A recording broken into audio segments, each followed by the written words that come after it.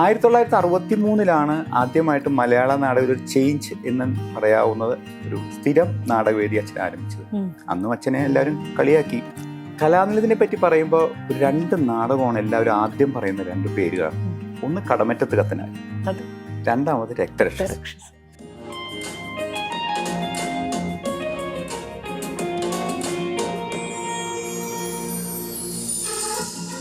അച്ഛൻ നിർത്തിയ മണപ്പാട്ടിപ്പറമ്പിൽ തന്നെയാണ് വീണ്ടും 2003 ആരംഭിച്ചത്. അപ്പം ഞാൻ ആരംഭിക്കുന്നു പറഞ്ഞപ്പോൾ അമ്മ സമ്മതിച്ചില്ല. പക്ഷേ ജഗതിച്ചേട്ടൻ വന്ന് ഉറപ്പ് കൊടുത്തുകൊണ്ടാണ് അമ്മ എന്നെ സമ്മതിച്ചത്. എൻ്റെ മനസ്സിലൊരു ധൈര്യം എന്ന് പറഞ്ഞാൽ ഈ കലാനിലയം എന്ന് പറയുന്ന ആ ഒരു 11 അക്ഷരം മനുഷ്യൻ്റെ മനസ്സിൽ അത്രത്തോളം ആഴത്തിൽ പതിഞ്ഞിട്ടുണ്ടെന്നൊരു വിശ്വാസം എനിക്കുണ്ടായിരുന്നു.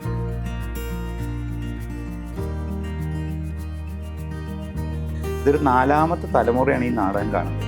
അതുപോലെ ഇത്രയും വർഷം 53 വർഷമായിട്ട് രക്തരക്ഷസ് നാടകം കണ്ടിന്യൂസ് ആയിട്ട് അവതരിപ്പിച്ചുകൊണ്ടിരിക്കും. ഇന്ത്യയിൽ ഒരു നാടകവും ഇത്രയും നീണ്ട കാലയളവ് അവതരിപ്പിക്കുന്നുണ്ടാവില്ല. ഒരു പക്ഷേ ഇനി ഉണ്ടാവില്ല.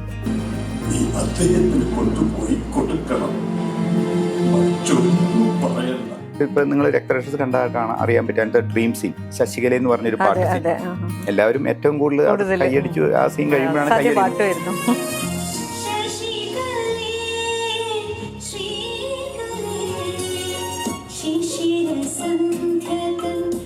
അതാണ് ഈ നാടകത്തിന്റെ ഏറ്റവും വലിയ അട്രാക്ഷൻ എന്ന് പറഞ്ഞാൽ ഈ ക്യൂരിയോസിറ്റിയാണ്. എൻ്റെ നാടകം കഴിഞ്ഞ ആൾക്കാർ വന്നിട്ട് എന്നെ പറയും, സണ്ണി എന്നെ ആ സ്റ്റേജ് ഒന്ന് കാണിക്കുമെന്ന്.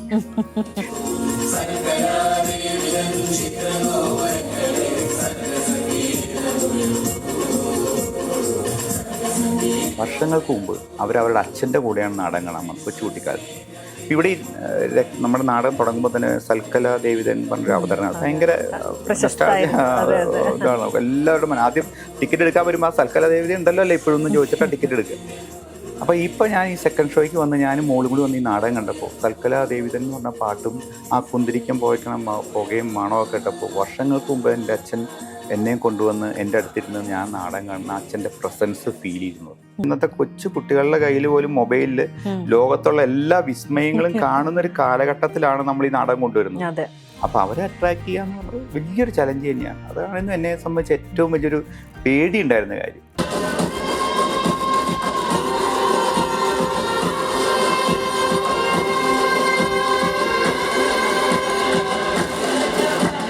ഇത്തരമൊരു ക്ലാസിക് 2ാം ഭാഗം എടുക്കുമ്പോൾ നമുക്ക് വളരെയധികം ശ്രദ്ധിക്കണം അല്ലേ.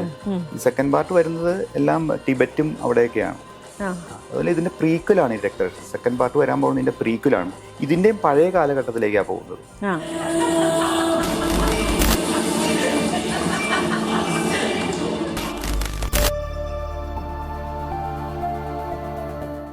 നാടകകാലമൊക്കെ കഴിഞ്ഞു എന്ന് പറയുന്ന കാലത്താണ് കലാനിലയത്തിൻ്റെ രക്തരക്ഷസ് നിറഞ്ഞ ആളുകളുമായിട്ട് പ്രദർശനം തുടരുന്നത്.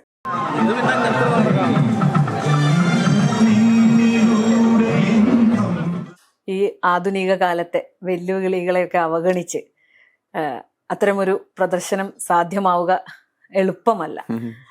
1973 അത് തുടങ്ങിയ കാലത്ത് തന്നെ അതിൻ്റെ സാങ്കേതിക മികവ് കൊണ്ടും അവതരണ രീതി കൊണ്ടും ഒക്കെ വളരെ ജനശ്രദ്ധ പിടിച്ചു പറ്റുകയും ചെയ്തിരുന്നു. ഇന്നിപ്പോൾ പുതിയ കാലത്തേക്ക് അത് എത്തിക്കുമ്പോൾ എന്തൊക്കെ മാറ്റങ്ങളാണ് കൊണ്ടുവന്നത്? അല്ല, ഈ കലാനിലയം എന്ന് പറയുന്നത് 50 കാലഘട്ടം തൊട്ടേ അച്ഛൻ ആരംഭിച്ചൊരു പ്രസ്ഥാനമാണ് ശരിക്കും പറഞ്ഞു കഴിഞ്ഞാൽ. അപ്പം അന്ന് പ്രൊഫഷണൽ നാടകം ഇപ്പോഴത്തെ നിങ്ങൾ കണ്ടുകൊണ്ടിരിക്കുന്ന പ്രൊഫഷണൽ നാടകങ്ങൾ പോലെയായിരുന്നു അന്നത്തെ കലാനിലയത്തിൻ്റെ അവതരണങ്ങളൊക്കെ. പക്ഷെ അന്നും അത് വ്യത്യസ്തമായിരുന്നു. കാരണം നമ്മുടെ കലാനിലയം അന്ന് എടുത്തുകൊണ്ടിരുന്ന അധികം പുരാണ നാടകങ്ങളും ചരിത്ര നാടകങ്ങളായിരുന്നു. അന്നത്തെ കാലഘട്ടത്തിന് പറ്റുന്ന അനുസരിച്ചുള്ള ടെക്നിക്സ് ഒക്കെ അന്നും അച്ഛനെ ഉപയോഗിച്ചിട്ടുണ്ട്. പെട്രോമാക്സ് ഒക്കെ വെച്ചിട്ടൊക്കെയാണ് ലൈറ്റൊക്കെ അന്ന് ഉപയോഗിച്ച് അതൊക്കെ ഉപയോഗിച്ചിട്ടാണ് അച്ഛൻ അന്നത്തെ കാലത്തും നാടകങ്ങൾ അവതരിപ്പിച്ചുകൊണ്ടിരുന്നത്. അങ്ങനെ അന്നത്തെ നാടകങ്ങളും വളരെ പ്രശസ്തമായ നാടകങ്ങളായിരുന്നു. നടീനടന്മാരും വളരെ പ്രശസ്തരായ നടീനടന്മാരും. വൈക്കം മണി, വീട്ടി അരവിന്ദാക്ഷ മേനോൻ, എൽ പൊന്നമ്മ, വലിയ വലിയ നടിമാർ അച്ഛനും അമ്മയുണ്ടായിരുന്നു കേട്ടോ.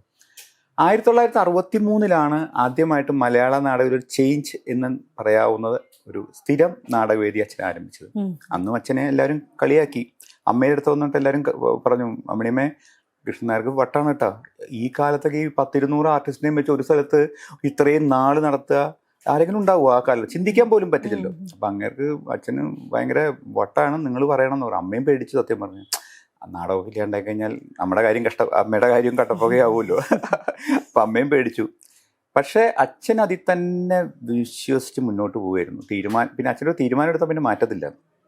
അങ്ങനെ 1963 പുത്തിരിക്കണ്ടം മൈതാനത്ത് കാവാലം നാരായണപ്പണിക്കർ സാറിൻ്റെ കുരുക്ഷേത്രം ഓപ്പറയായിരുന്നു. അത് പക്ക ഡ്രാമയല്ല, ഒരു ഓപ്പറ സ്റ്റൈലായിരുന്നു. ഡാൻസും മ്യൂസിക്കും ഡയലോഗ് എങ്ങനെ ആയിട്ടായിരുന്നു. പക്ഷേ എല്ലാവരുടെയും കണക്കുകൂട്ടൽ തെറ്റിച്ച് വൻ വിജയമായി ആ നാടകം.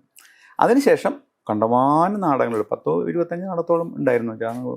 കായംകുളം കൊച്ചുണ്ണി. പക്ഷെ കായംകുളം കൊച്ചുണ്ണിയൊക്കെ നേരത്തെ ഉണ്ടായിരുന്നു കേട്ടോ. കായംകുളം കൊച്ചുണ്ണിയെ പറ്റി പറയുകയാണെങ്കിൽ ഇന്ത്യയിൽ ആദ്യത്തെ ഏറ്റവും നല്ല ദേശീയ നടനുള്ള അവാർഡ് കിട്ടിയത് കായംകുളം കൊച്ചുണ്ണിക്കാണ്. വീട്ടിയാർ എന്തോഷം എന്ന് പറഞ്ഞ നടൻ. അതിനുശേഷം ആർക്കും കിട്ടിയിട്ടില്ല. അതാണ്. അപ്പോൾ അങ്ങനത്തെ നാടകങ്ങൾ കായംകുളം കൊച്ചുണ്ണി, ശ്രീ ഗുരുവായൂരപ്പൻ, ദശാവതാരം, രാമായണം, നാരദൻ കേരളത്തിൽ എത്ര നാടകമെന്ന് എനിക്ക് തന്നെ അറിയണം. പക്ഷേ കലാനിലയത്തിനെ പറ്റി പറയുമ്പോൾ ഒരു 2 നാടകമാണ് എല്ലാവരും ആദ്യം പറയുന്ന 2 പേരുകളാണ്. ഒന്ന് കടമറ്റത്ത് കത്തനാർ, രണ്ടാമത് രക്തരക്ഷസ്. രണ്ടും ഹൊററാണ് ബേസ്. പക്ഷെ കത്തനാരിലെ യക്ഷി എന്ന് പറയുന്നത് നമ്മുടെ മുത്തശ്ശി കഥയിലൊക്കെ കേട്ടിട്ടുള്ള ആ യക്ഷിയാണ് കത്തനാരിലെ യക്ഷി. രക്തരക്ഷസിലെ യക്ഷി അല്ല അത്. ആക്ച്വലി അതൊരു സയന്റിഫിക് എറർ ആണ് സംഭവം. അതായത് ഒരു മരുന്ന് മാറി കഴിച്ചിട്ടുണ്ടാവുന്ന ഒരു പ്രതിഭാസമാണ് സംഭവം. അപ്പം ഈ 2 നാടകങ്ങളാണ് ഈ ഏറ്റവും പ്രശസ്തമായിട്ടും ഏറ്റവും മനുഷ്യൻ്റെ മനസ്സിൽ നിൽക്കുന്നത്. അപ്പം അച്ഛൻ 1980 അച്ഛൻ മരിച്ചത്. അപ്പോൾ നമ്മുടെ നാടകങ്ങളൊക്കെ അധികവും ഒരു 99% എഴുതിയത് ജഗതിച്ചേട്ടൻ്റെ അച്ഛനാണ്, ജഗതി NK ആചാരി. അപ്പം അച്ഛനും ജഗതിച്ചേട്ടൻ്റെ അച്ഛനും തമ്മിൽ ഭയങ്കര ഒരു കെമിസ്ട്രി ഉണ്ട്. ഇപ്പം നമ്മൾ ശ്രീനിവാസൻ, സത്യനന്ദിക്കാട് എന്നൊക്കെ പറഞ്ഞ പോലെ അച്ഛൻ മനസ്സിൽ കാണുന്ന ഒരു പ്രമേയം അത് സ്റ്റേജിൽ ഫലിപ്പിക്കുന്ന രീതിയിലായിരിക്കും ജഗതിച്ചേട്ടൻ്റെ അച്ഛൻ എഴുതി വയ്ക്കുന്നത്.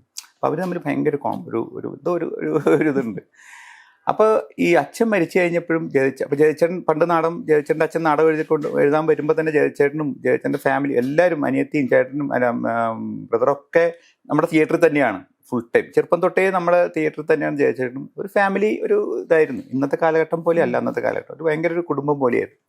അപ്പം അച്ഛൻ മരിച്ചു കഴിഞ്ഞപ്പോൾ ഞാൻ ഇരിക്കുമ്പോൾ ജഗതിച്ചേട്ടൻ ആദ്യം വന്ന് ജഗതിച്ചേട്ടൻ എൻ്റെ അടുത്ത് പറഞ്ഞത്, നീ വിഷമിക്കൊന്നും വേണ്ട കേട്ടോ, നീ എന്തെങ്കിലും നാടകം തുടങ്ങുകയാണെങ്കിൽ ഞാനും ഉണ്ടാവുന്നു. അപ്പോൾ എൻ്റെ മനസ്സിൽ മുഴുവൻ ഇനി നാടകം.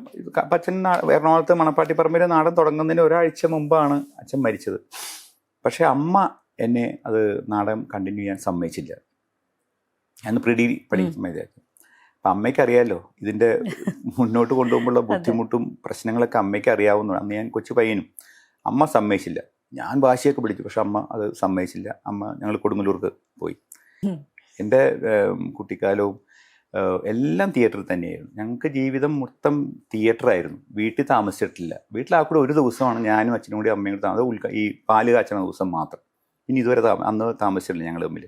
എൻ്റെ അമ്മ എന്നെ പ്രസവിക്കുന്നതിന് 5 ദിവസം മുമ്പ് വരെ 18 വയസ്സായ ഒരു കഥാപാത്രമായിട്ട് അഭിനയിച്ചിട്ടാണ് എന്നെ പ്രസവിക്കുന്നതിന് 5 ദിവസം മുമ്പ്. അപ്പം എൻ്റെ അമ്മയുടെ വയറ്റിൽ നിന്ന് കേട്ടതും ഞാൻ ഇതിൻ്റെ ശബ്ദങ്ങളായിരിക്കാം.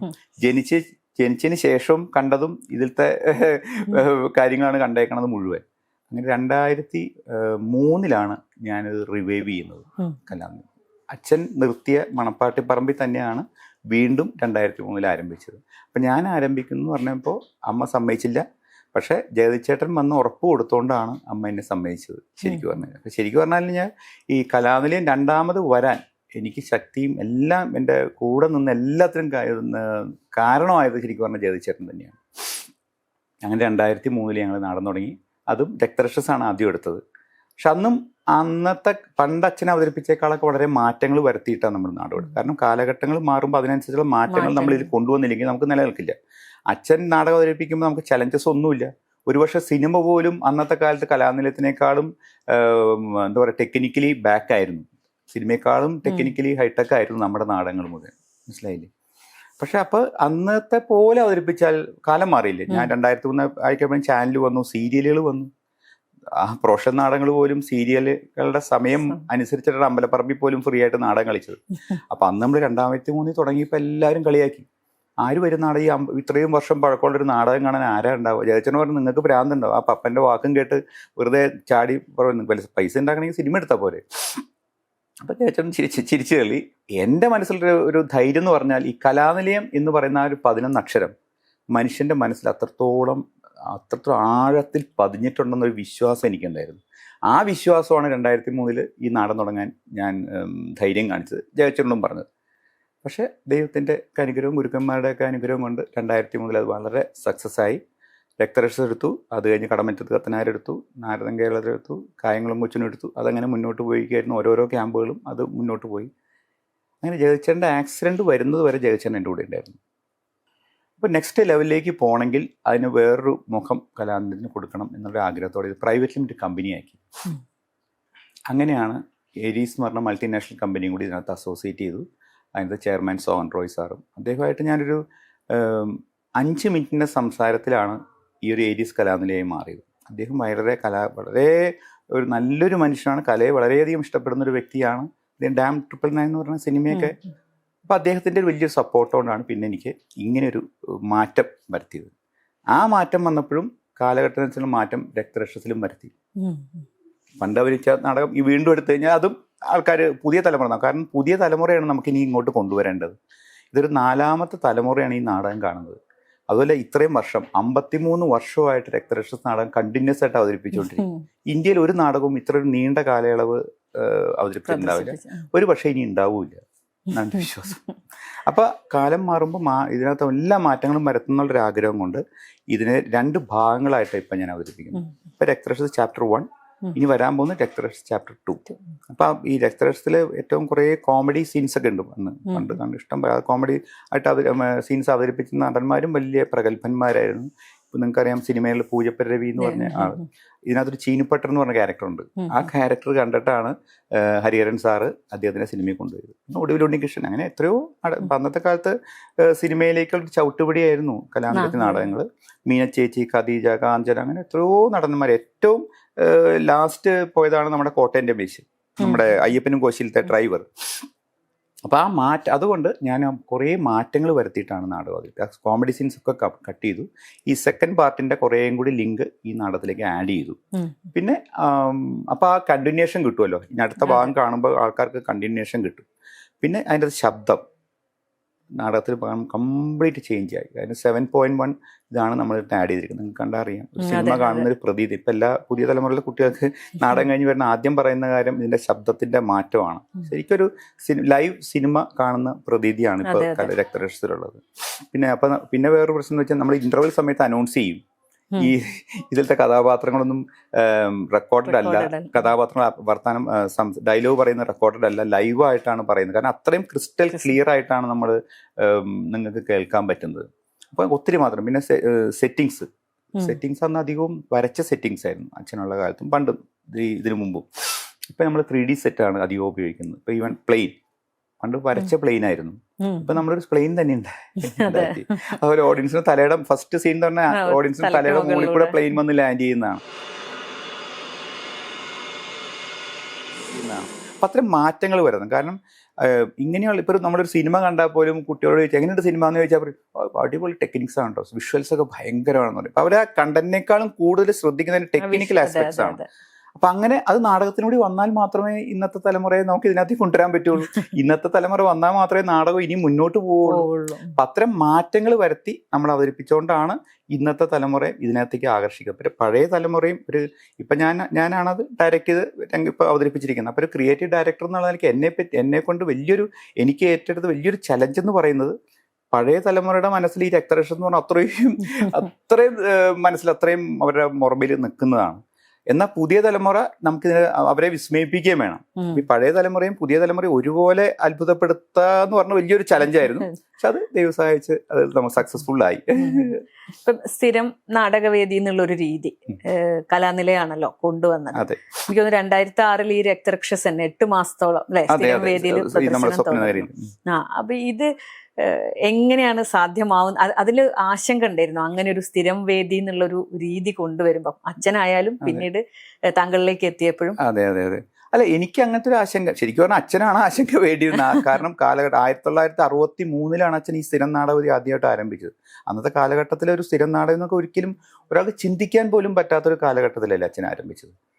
കാണികൾ എത്തുന്നുണ്ടായിരുന്നു അല്ലെ? പണ്ടൊക്കെ ഓരോരോ വേദികൾ ബുക്ക് ചെയ്ത് നാടകം ഇത്ര കാശിനെന്ന് പറഞ്ഞ് ബുക്ക് ചെയ്തിട്ടാണല്ലോ പോകുന്നത്. അപ്പൊ നമുക്കത് ഉറപ്പാണ്, ആ പണം കിട്ടും. അപ്പൊ ഇങ്ങനെ വരുമ്പോ ഉണ്ടാവുന്ന ഒരു അതിന്റെ ഒരു ബുദ്ധിമുട്ടുണ്ടല്ലോ. അപ്പൊ പ്രേക്ഷകരെ അങ്ങനെ തന്നെ സ്വീകരിച്ചിരുന്നു അത്. തീർച്ചയായിട്ടും. അപ്പൊ അച്ഛൻ മരിച്ച് 2003 തുടങ്ങിയപ്പോഴും ഈ ഇപ്പൊ ചോദിച്ച അതേ ആശങ്ക തന്നെയായിരുന്നു എന്റെ അടുത്ത് എല്ലാവരും പറഞ്ഞത്. ആര് വരും? ഒന്നാമത് കാര്യം സീരിയലുകൾ. അന്നപ്പോൾ അച്ഛൻ നിൽക്കുമ്പോൾ അത്രയും ചലഞ്ചസ് ഇല്ലല്ലോ ഈ കാലഘട്ടം. പിന്നെ സിനിമയും നമ്മൾ വളരെയധികം അഡ്വാൻസ്ഡ് ആയി.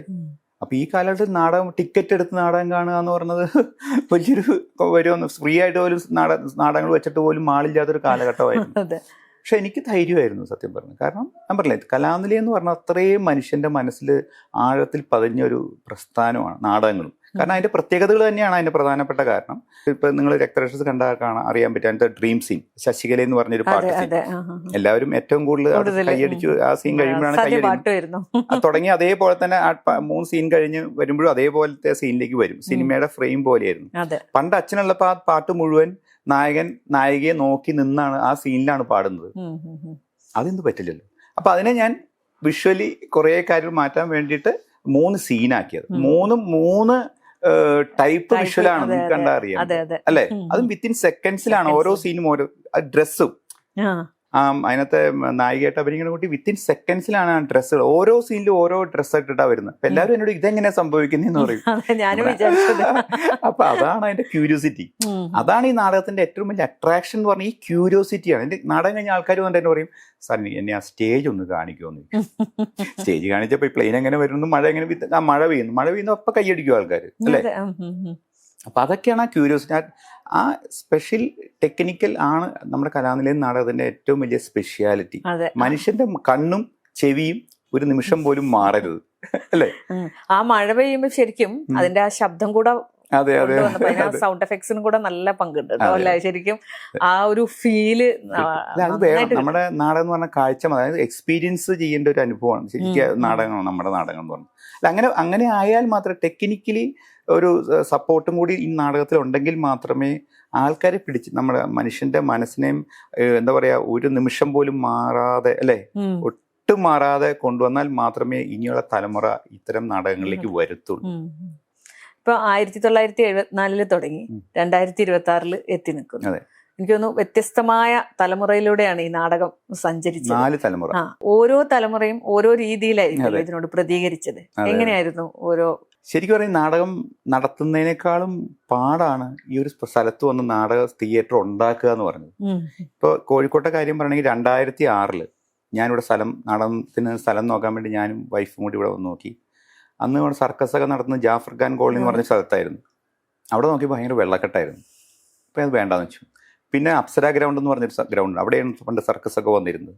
അവിടെ വന്ന് നോക്കിയപ്പോൾ ഓൾറെഡി അത് ഗോകുലം ഓൾറെഡി അത് ബിൽഡിംഗ് പണിയാൻ സ്റ്റാർട്ട് ചെയ്യാൻ പോകുന്നു പറഞ്ഞു. അപ്പോൾ വേണ്ട, നാടകം വേണ്ട, തിയേറ്റർ ഇവിടെ വേണ്ടാന്ന് വെച്ചിട്ട് ഞാൻ പോകാൻ നേരത്തെ എൻ്റെ ഒരു ഫ്രണ്ട് ഉണ്ടായിരുന്നു, വാട്ടർ അതോറിറ്റിയുടെ ചെയർമാനായിരുന്നു. അദ്ദേഹത്തിന് വീട്ടിൽ ഊണ് കഴിക്കാൻ വിളിച്ചു. അപ്പോൾ അദ്ദേഹം ചോദിച്ചു, പപ്പ ഇങ്ങനെ സ്ഥലം കിട്ടിയോ കോഴിക്കോട്? ഇല്ല, സ്ഥലം കിട്ടിയോ, വേണ്ടാന്ന് വെക്കുക സാറേ എന്ന് പറഞ്ഞു. ഒരു കാര്യം ചെയ്യൂ, ഇങ്ങനെ ഒരു സ്ഥലമുണ്ട് വാട്ടർ അതോറിറ്റിയുടെ, ഇങ്ങനെ സ്വപ്ന നഗരി എന്ന് പറഞ്ഞ സ്ഥലത്ത്, അത് പപ്പ പോയി നോക്കൂ, അത് ഇഷ്ടപ്പെട്ടാൽ അത് നോക്കാം. എന്നാൽ ശരി എന്ന് പറഞ്ഞ് ഞാൻ പോയി നോക്കി. അന്ന് ബേബി മെമ്മോറിയൽ ഹോസ്പിറ്റൽ കഴിഞ്ഞ് കഴിഞ്ഞാൽ പിന്നെ അവിടെ മൊത്തം വിജനമാണ് അല്ലേ. അതുമല്ല, ഈ റോഡിന് ഇപ്പുറത്ത് വലിയൊരു തോടും. വന്നു ഈ വൈഫ് എൻ്റെ അടുത്ത് പറഞ്ഞു, നിങ്ങൾക്ക് ഭ്രാന്തുണ്ട് ഇവിടെ കൊണ്ട് നാടകങ്ങളിലേക്ക് ഇത്രയും രൂപ, അതുപോലെ കോഴിക്കോട് നിന്ന് ടൗണിൽ ഇത്രയും ദൂരമല്ലേ. പക്ഷെ ഞാനതൊരു ചലഞ്ചായിട്ട് ഏറ്റെടുത്തു. ഞാൻ അദ്ദേഹം പറഞ്ഞു ഞാൻ നടത്തിക്കൊള്ളാൻ പറഞ്ഞു.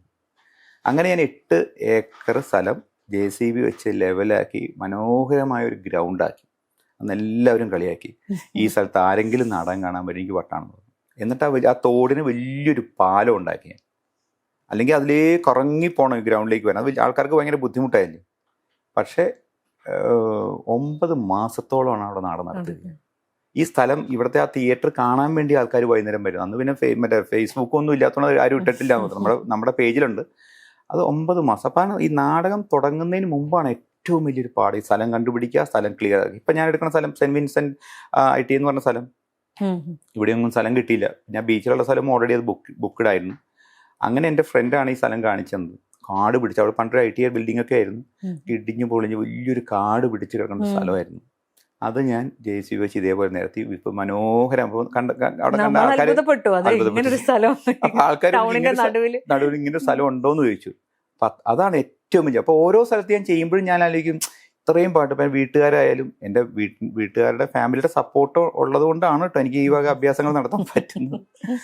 അപ്പം ഞാൻ ഓരോ സമയത്തും ഞാൻ ആലോചിക്കും ഇത്രയും അപ്പം എല്ലാവരും പറയും അപ്പം ഇത്രയും കഷ്ടപ്പെട്ട് ഇത് എന്താണ്. അപ്പം ഞാനും ചിന്തിക്കും. പക്ഷെ ഇതെല്ലാം കഴിഞ്ഞ് നാടകം തുടങ്ങി കഴിയുമ്പോൾ ഈ ആൾക്കാരുടെ റെസ്പോൺസ് കേൾക്കുമ്പോഴാണ് ഞാൻ വീണ്ടും വീണ്ടും ഈ യാത്ര മുന്നോട്ട് പോകാൻ തീരുമാനിക്കുന്നത്. 4 തലമുറ പണ്ട് കണ്ടിപ്പോൾ നമ്മുടെ യേശുദാസിൻ്റെ പാട്ടുകളെ പറ്റി പറയുന്ന പോലെ അദ്ദേഹത്തിൻ്റെ പാട്ട് നമ്മൾ ഓരോരോ നമ്മുടെ കാലഘട്ടം നമ്മൾ ഓർമ്മിപ്പിക്കും അല്ലേ? അതെ അതെ, ഓരോ പാട്ടുകളും. അപ്പം അതേപോലെ പണ്ടത്തെ കണ്ട ആൾക്കാർ വന്നിട്ട് പറയും സാറേ ഇത് നിർത്തരുത് കേട്ടോ, അത് ഞങ്ങൾ ചെറുപ്പത്തിൽ കണ്ടാണ്. ഈ അവർക്കറിയില്ല ഇതിൻ്റെ ബുദ്ധിമുട്ട് എന്താണെന്നുള്ള അവർക്കറിയില്ല. കത്തനാർ എപ്പോൾ വരും, നാരദൻ കേരളത്തിൽ ഇപ്പോൾ വരും, ഇത് ചോദ്യമാണ്. ഓരോ അനുഭവങ്ങൾ കുറേ ഉണ്ട്. പക്ഷെ അതിനകത്ത് ഒരു ലേഡി ഒരു ദിവസം എൻ്റെ അടുത്ത് സെക്കൻഡ് ഷോ കഴിഞ്ഞിട്ട് എന്നെ രാത്രി എന്നെ വിളിച്ചു. അപ്പോൾ സാറേ ബുദ്ധിമുട്ടുണ്ടോ? ഇല്ല പറയൂ, എന്താ ഒരു അനുഭവം പറയാനാണ് ഞാൻ സാറിനെ വിളിച്ചെന്ന് പറഞ്ഞു. എന്താ പറ്റും? അപ്പോൾ അവർ അന്ന് സെക്കൻഡ് ഷോയ്ക്ക് അവരും മകളും കൂടി വന്ന് നാടകം കണ്ടതാണ്. വർഷങ്ങൾക്ക് മുമ്പ് അവരവരുടെ അച്ഛൻ്റെ കൂടെയാണ് നാടകം കാണാൻ വന്നത് കൊച്ചുകുട്ടിക്കാലത്ത്. അപ്പം ഇവിടെ നമ്മുടെ നാടകം തുടങ്ങുമ്പോൾ തന്നെ സൽക്കല ദേവിതൻ എന്ന് പറഞ്ഞൊരു അവതരണം ഭയങ്കര ഇതാണ് എല്ലാവരുടെ ആദ്യം ടിക്കറ്റ് എടുക്കാൻ വരുമ്പോൾ ആ സൽക്കല ദേവിത ഉണ്ടല്ലോ അല്ലേ ഇപ്പോഴൊന്നും ചോദിച്ചിട്ടാണ് ടിക്കറ്റ് എടുക്കുക.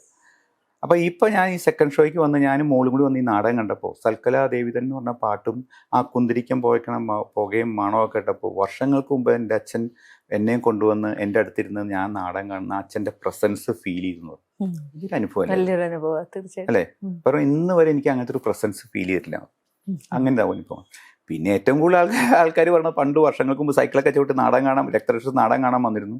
നാടകം കഴിഞ്ഞ് തിരിച്ചു പോകാൻ പേടിയായിട്ട് ആ ബസ് സ്റ്റാൻഡിൽ കിടന്നു പിറ്റേ ദിവസം നാടകം കഴിഞ്ഞ് കണ്ടുപോകാം.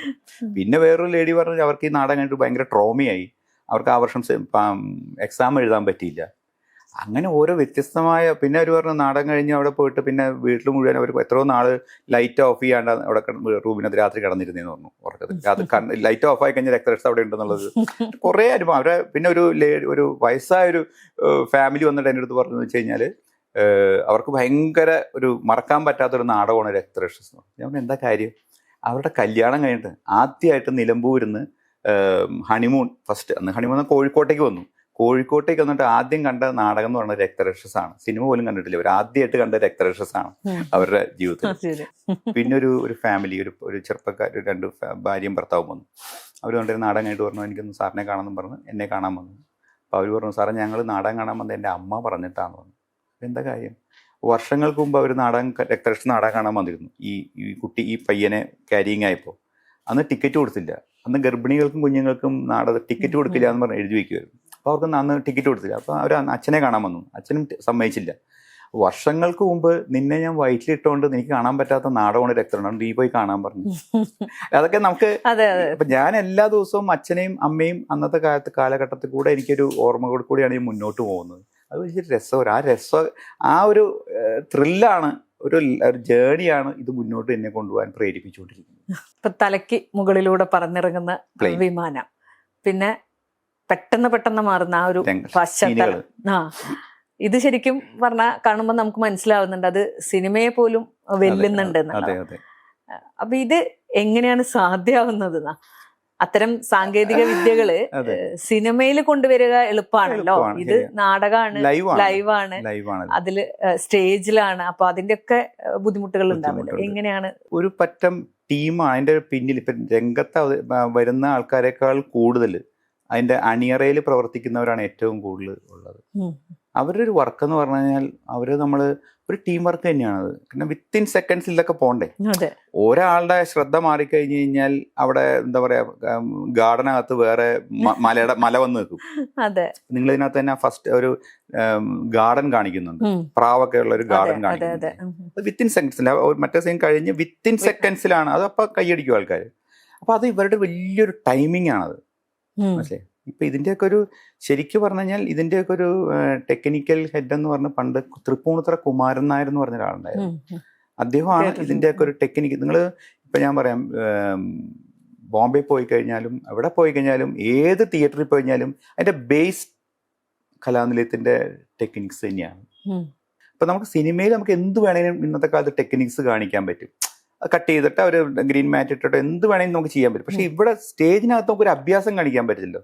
യക്ഷി അവിടെ നിന്ന് വരുമ്പോൾ അവിടെ തീ പോന്നിരിക്കണം, യക്ഷി അങ്ങോട്ട് പോയിക്കുമ്പോഴേക്കും അത് അടിയിലേക്ക് പോകണം, ഒക്കെ വിത്തിൻ സെക്കൻഡ്സിൽ. അപ്പം ഇവരുടെ വലിയൊരു കോർഡിനേഷൻ ഉണ്ട്.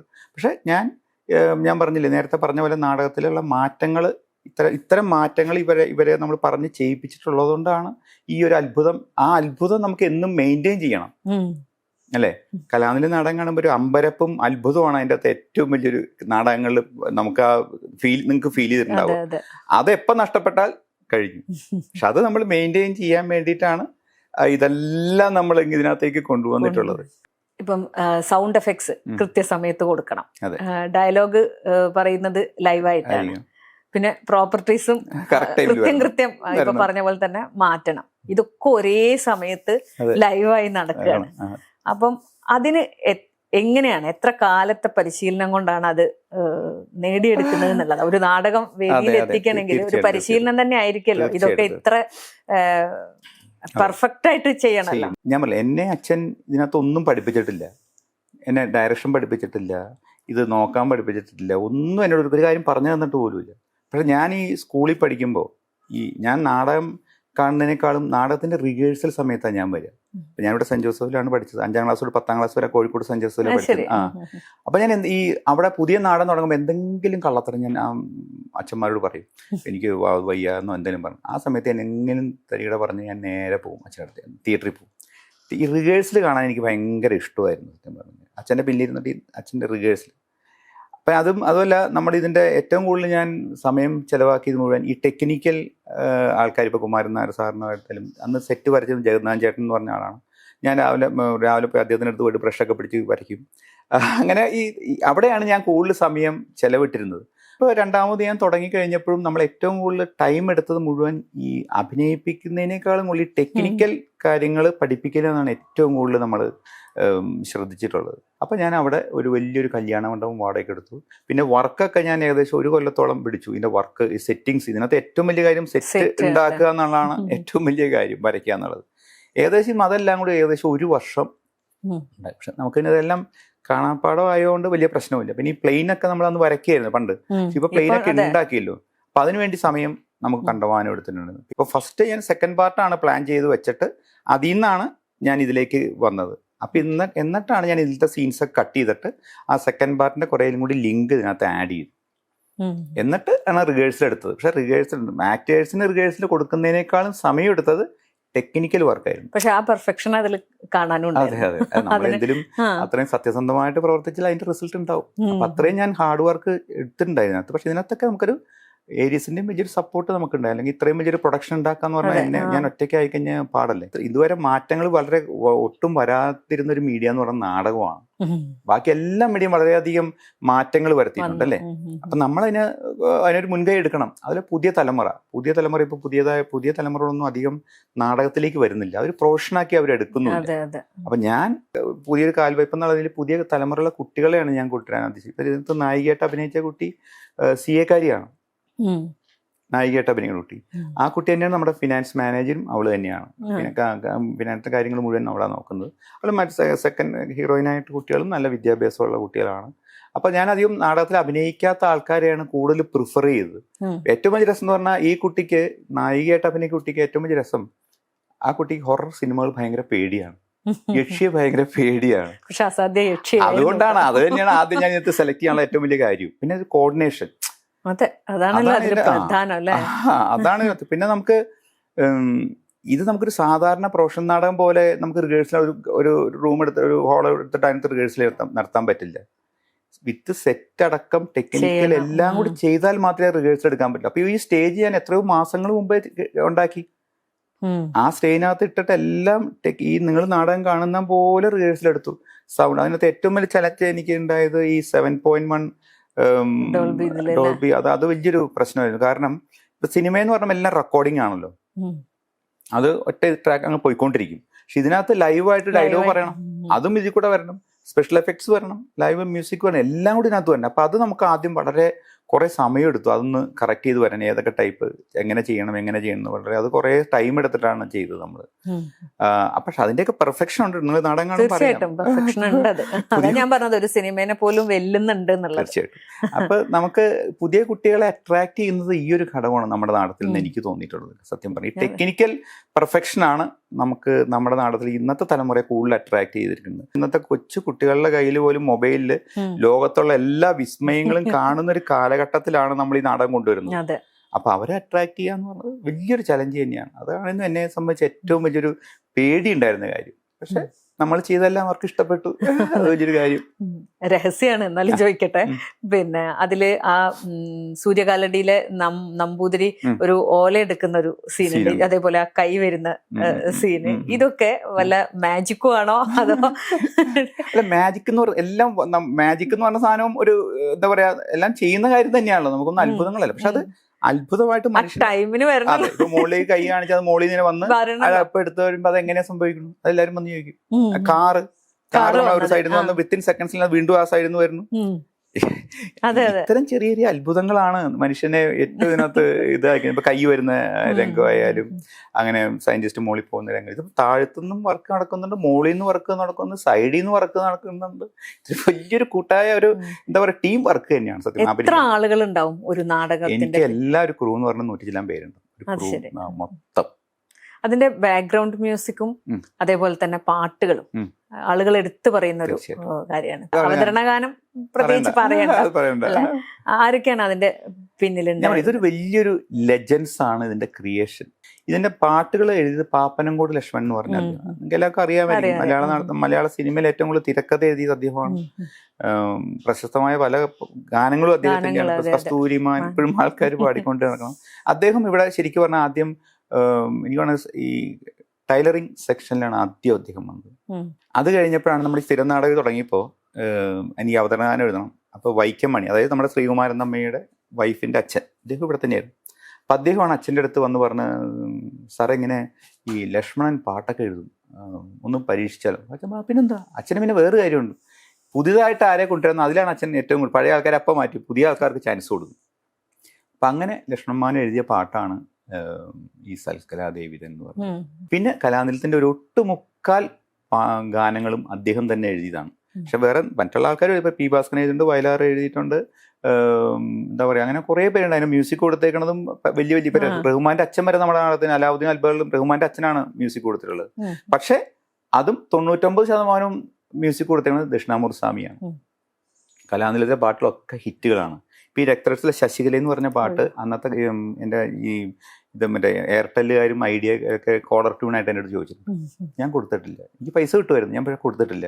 ഞാൻ ഇന്ന് വരെ കലാനിലയത്തിൻ്റെ ഒരു ഗാനങ്ങൾ പോലും CD ആക്കിയിട്ടില്ല, പുറത്തിറക്കിയിട്ടില്ല.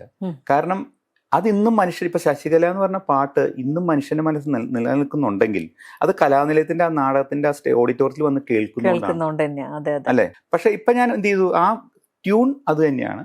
പക്ഷെ അതിനകത്ത് മ്യൂസിക്കിലെ ഓർക്കസ്ട്രേഷൻ മാറ്റിയിട്ടുണ്ട്. അല്ലെങ്കിൽ അത് പണ്ട് തബലയും ഹാർമോണിയം വെച്ച് വായിക്കുന്ന, ഇന്ന് നമ്മൾ ഇത്രയും കാലഘട്ടത്തിൽ അത് വെച്ചാൽ ശരിയാവില്ല. അപ്പൊ അതുകൊണ്ട് ഒരു സുരേഷ് നന്ദൻ എന്ന് പറഞ്ഞൊരു പയ്യനെ കൊണ്ടാണ് ഞാനത് ഓർക്കസ്ട്രേഷൻ ചെയ്യിച്ചിട്ടുള്ളത്. BGM പണ്ട് BGM ചെയ്തിരിക്കണത് MG രാജ് ചേട്ടനായിരുന്നു അതിന്റെ BGM ചെയ്ത്.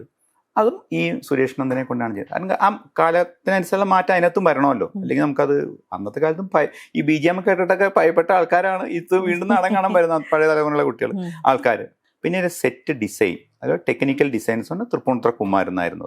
അദ്ദേഹം ഒരു ജീനിയസ് ആയിരുന്നു. കാരണം ഇന്ന് നമ്മളൊരു 10 ലക്ഷം രൂപയെ കൊണ്ട് ഉണ്ടാക്കുന്ന ഒരു ടെക്നിക്ക് പുള്ളി അതൊരു 10,000 രൂപ ഉണ്ടാക്കും. അതായിരുന്നു സ്കിൽ. നമുക്കിപ്പോൾ 10,000 രൂപയുടെ സാധനം 10 ലക്ഷം കൊണ്ട് ഉണ്ടാക്കുന്നതിൽ വലിയ കാര്യമൊന്നുമില്ലല്ലോ. തിരിച്ചുള്ളതാണല്ലോ വലിയ കാര്യം. തിരിച്ചുള്ള കാര്യമാണ് പ്രധാനം. ഇന്ന് അദ്ദേഹം ചെയ്ത കാര്യങ്ങൾ അതിന്റെ 10 ഇരട്ടി പൈസ ചെലവാക്കിയിട്ടാണ് ഞാൻ ഇന്ന് ചെയ്യുന്നത് പല കാര്യങ്ങളും. അപ്പൊ അദ്ദേഹമാണ് ഇതിന്റെ ഈ ടെക്നിക്കൽ സൈഡ് നോക്കിക്കൊണ്ട്. ഇപ്പൊ അച്ഛൻ അദ്ദേഹത്തോടെ പറയാം, കുമാരനായിട്ട് നമുക്കൊരു പ്ലെയിൻ ഇങ്ങനെ മോളിൽ നിന്ന് വരണം, മറ്റത് വരണം, ട്രെയിൻ വരണം, അത് വരണം, അത് സാർ ഓക്കെ.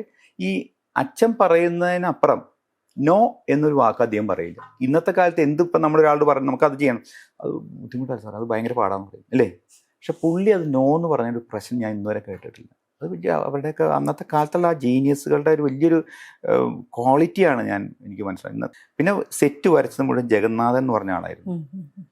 അദ്ദേഹം ചെറുപ്പം തൊട്ടേ നമ്മുടെ കൂടെ പണ്ട് ഇവിടെ ധർമ്മരായ മാഷ് ത്യാഗരാജൻ അന്നത്തെ ഈ സിനിമയിലുള്ള ആൾക്കാരായിരുന്നു ഇവിടെ ഇതൊക്കെ വരച്ചിരുന്നത്. അപ്പോൾ അദ്ദേഹത്തിൻ്റെ കൂടെ നിന്നിട്ടാണ് ജഗന്നാഥ്. അപ്പോൾ ജഗന്നാഥ് ചേട്ടനാണ് ഇതിൻ്റെ ഇതൊക്കെ വരച്ചത്, മറ്റേ സെറ്റിങ്സ് ഒക്കെ വരച്ചത്.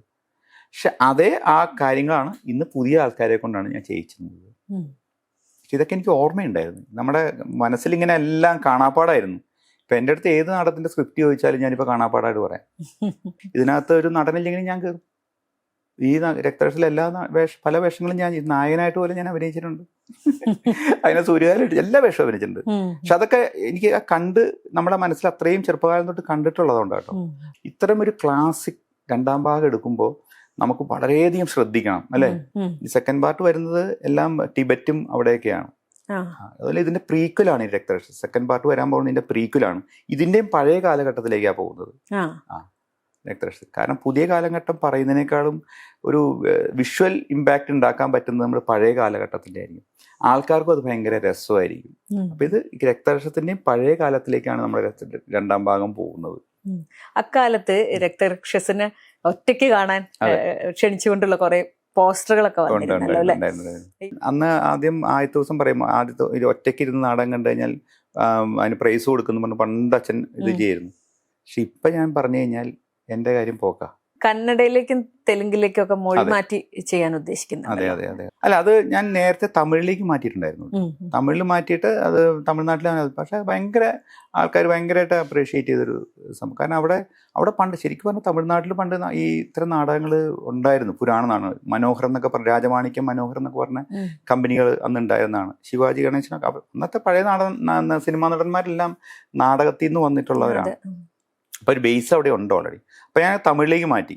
അത് ഡബ് ചെയ്തിട്ടാണ് ഞാൻ തമിഴിൽ അത്. കാരണം പ്രത്യേകിച്ച് നമ്മുടെ ഈ ഭാഷ എന്ന് പറഞ്ഞ വലിയൊരു പ്രാധാന്യമുള്ള ആൾക്കാരാണ് തമിഴ്നാട്ടുകാർ. അപ്പം നമ്മൾ എങ്ങനെ പഠിപ്പിച്ച് പറഞ്ഞാലും എന്തെങ്കിലും ചെറിയൊരു മിസ്റ്റേക്ക് വന്നാൽ അവർക്ക് ഭയങ്കരമായിട്ട് അത് പ്രശ്നം വരും. അത് ഡബ് ചെയ്ത്, പക്ഷേ ഡബ് ചെയ്തിട്ട് ഞാൻ നമ്മുടെ ആൾക്കാരെ കൊണ്ട് അത് ഞാൻ മാസങ്ങളോടെ ഇട്ട് പഠിപ്പിച്ചു. അവരെ കറക്റ്റായിട്ട് തന്നെയാണ് അത് അവിടെ പ്രസൻറ്റ് ചെയ്ത്. ഭയങ്കര ഇതായിരുന്നു. പ്രൊഡക്ഷൻ കോസ്റ്റ് എന്ന് പറഞ്ഞാൽ വലിയൊരു പ്രൊഡക്ഷൻ കോസ്റ്റാണ്. നിങ്ങൾക്ക് ചിന്തിക്കാൻ പറ്റുന്നതിനപ്പുറമാണ്. എനിക്ക് ഡെയിലി എക്സ്പെൻസ് പോലും വളരെ ലക്ഷങ്ങളാണ് വേണ്ട ഒരു ദിവസം. അപ്പം നമുക്ക് ഇവിടെ മാത്രം ഒതുങ്ങി നിർത്തിക്കഴിഞ്ഞാൽ ഇത് വയബിൾ ആവില്ല. അപ്പം മറ്റുള്ള സ്ഥലങ്ങളിലേക്കും കൂടി നമ്മൾ സിനിമ പറഞ്ഞ പാൻ ഇന്ത്യൻ ഫിലിം എന്ന് പറഞ്ഞ പോലെ നാടകവും അങ്ങോട്ട് മാറ്റണം. ആ ഒരു ചിന്തയാണ് എന്നെ മറ്റുള്ള ഭാഷയിലേക്ക് മാറ്റും. അപ്പം ആദ്യം ഞാനൊരു പരീക്ഷണം നടന്ന് തെലുങ്കിലും കന്നഡയാണ്. അപ്പം അവിടുന്ന് ആൾക്കാർ എപ്പോഴും കോണ്ടാക്ട് ചെയ്യാറുണ്ട്. അപ്പോൾ അവിടെയുള്ള നടന്മാരെയും നടിമാരെയും കൂടി ഞാൻ ഇതിനകത്തേക്ക് കുറച്ച് ആഡ് ചെയ്യും. മനസ്സിലായി? അത് സക്സസ് ആയിക്കഴിഞ്ഞാൽ ഹിന്ദിയിലേക്ക് മാറ്റും. ഇതാണ് എൻ്റെ വലിയൊരു ഡ്രീം. കഥയിൽ പോലും അവിടുത്തെ പ്രാദേശികമായ ചില കാര്യങ്ങളും നമ്മൾ ആഡ് ചെയ്യേണ്ടി വരും. ഇപ്പോഴത്തെ കാട്ടുജാതിക്കാരുടെ ഡാൻസ് എന്ന് പറയുമ്പോൾ അവിടുത്തെ ചില കാര്യങ്ങളും നമ്മൾ ഇതിനകത്ത് ആഡ് ചെയ്യേണ്ടി വരും.